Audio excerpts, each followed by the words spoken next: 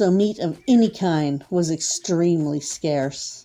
A whole deer carcass cut into strips and dried would feed me and my crew for a month. Or I could trade cuts for meal tickets, blankets, new clothes, whatever I wanted. Just thinking about it made my stomach growl again, and I shifted my weight to one leg, ready to ease forward. As soon as I moved, the deer would probably bolt out the door, but I had to try. But then the doe looked right at me, and I saw the thin streams of blood oozing from her eyes, spotting the floor. My blood ran cold. No wonder she wasn't afraid. No wonder she had followed me here and was watching me with the flat, glazed stare of a predator. She had been bitten by a rabbit, and the disease had driven her mad. I took a quiet breath to slow my heartbeat, trying not to panic. This was bad. The doe was blocking the door, so there was no way I could go through her without risking an attack.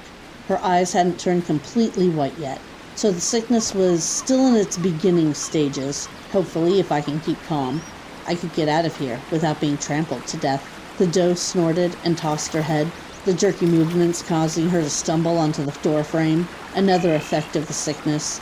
Diseased animals seemed confused and uncoordinated one moment, but could switch to hyper-aggressive fury in the blink of an eye. I gripped my knife and eased to the side toward the broken window along the wall.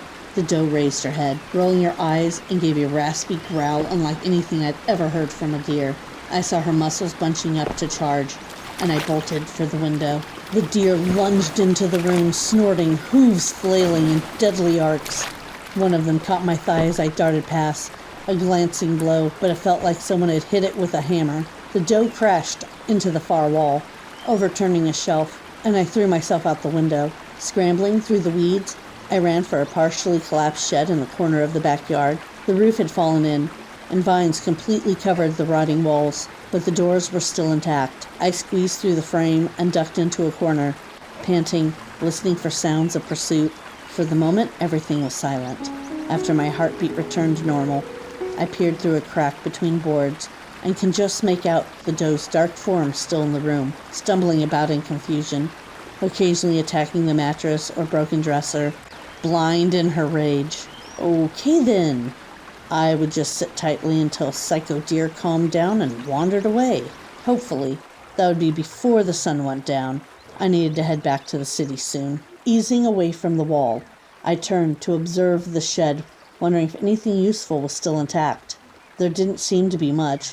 A few collapsed shelves, a handful of rusty nails that I quickly pocketed, and a strange, squat machine with 4 wheels and a long handle that looked like you'd push it around.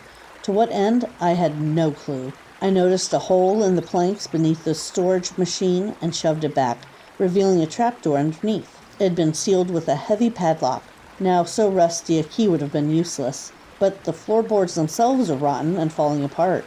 I easily pried up several planks to make a big enough hole and found a set of folding steps leading down into a darkness. Gripping my knife, I descended into the hole. It was dark in the basement, but at least an hour of broad daylight remained, enough to filter in through the hole and the cracks in the ceiling above me. I stood in a small, cool room, concrete lining the walls and floor. A light bulb with a string dangling overhead.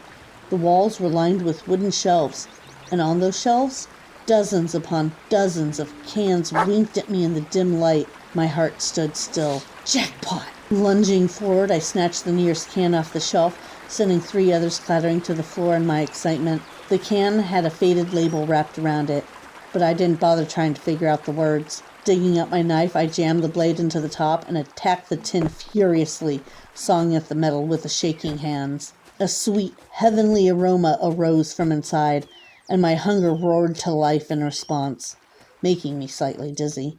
Food!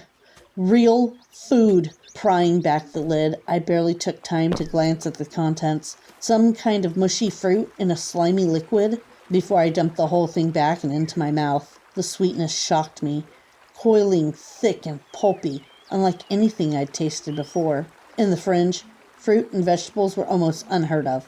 I drank the entire thing without pause, feeling it settle in my empty stomach, and grabbed another can. This one contained beans in more glistening liquid, and I devoured that too, scooping the red mush out with my fingers. I went through another can of fruit slime, a can of cream corn, and a small tin of sausage links the size of my finger before I finally slowed down enough to think.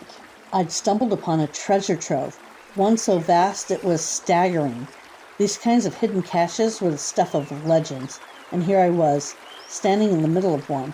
With my stomach full, a rare sensation, I started exploring, taking stock of what was here. Nearly one whole wall was dedicated to cans, but there was so much variety, according to different labels. Most were too faded or torn to read, but I was still able to pick out a lot of canned vegetables, fruit, beans, and soup. There were also cans containing strange foods I'd never heard of, SpaghettiOs and ravioli, and other weird things. Shelved in with the cans were boxes containing squarish bundles of something wrapped in shiny, silvery paper.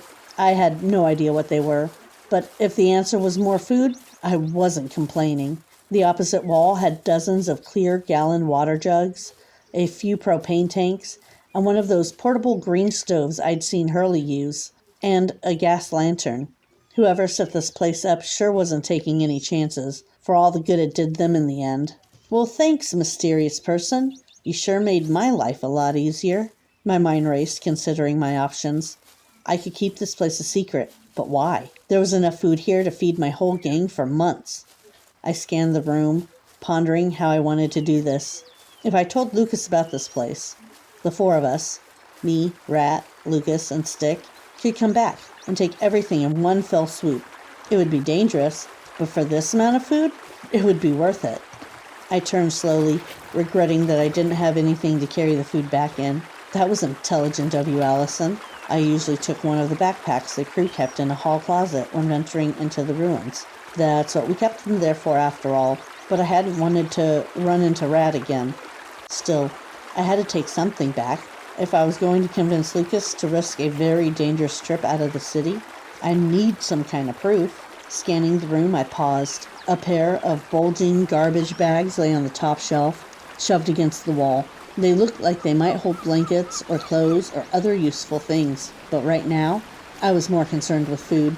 That'll work, I muttered, and walked up to the shelves. Without a ladder or a box or anything to stand on, I was going to have to climb. Putting a foot between the cans, I heaved myself up.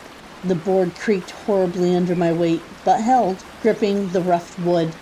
I pulled myself up another foot, then another, until I could reach my arm over the top shelf and feel around for the bags. Gripping a corner of filmy plastic in 2 fingers, I pulled it towards me. The wood suddenly groaned, and before I knew it, the entire shelf tipped backward. Panicked, I tried to jump clear, but dozens of cans rushed forward, slamming into me, and I lost my grip.